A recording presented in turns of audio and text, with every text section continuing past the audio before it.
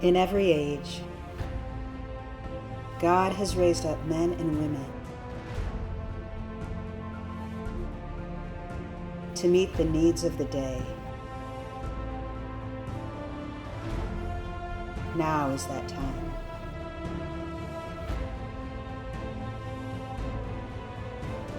You are the one.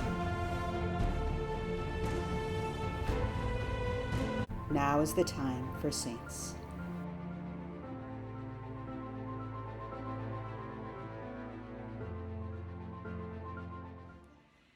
In the early 1800s, in a small town in France, a young girl frantically searched through the streets looking for her lost brother.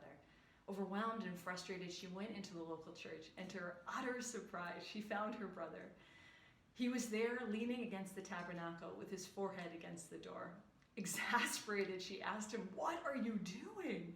And he simply responded, "I'm here," listening to him.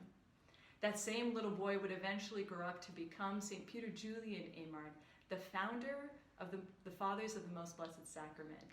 And it's his relic here that we have with us today.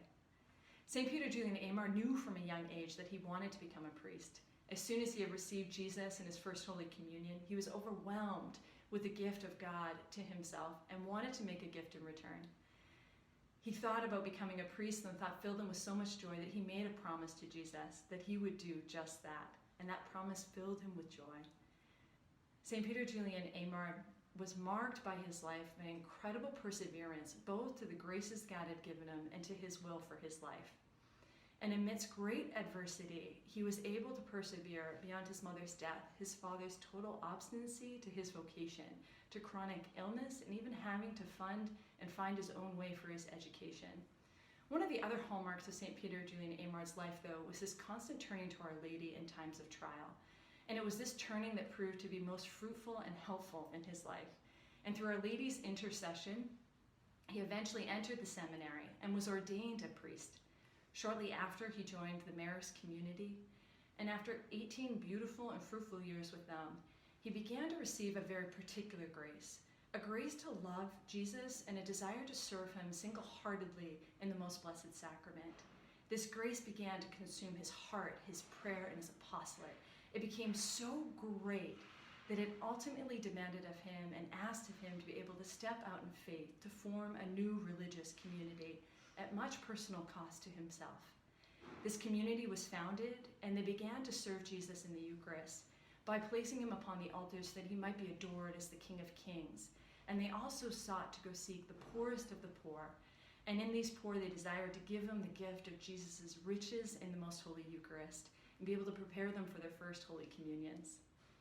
St. Peter Julian Eymard was a genius at his time. While people were stuck down with the ideas of being able to give God what was due in justice and fear, as we so often in our own day can get caught up in trying to prove ourselves with God and trying to, in some sense, prove to God that we are worthy of his love and trying to earn it. But St. Peter Julian Eymard offers us an incredible hope when he tells us and reminds us that beggars aren't ashamed of their wounds, because that's exactly how they earn their daily bread. So too with us.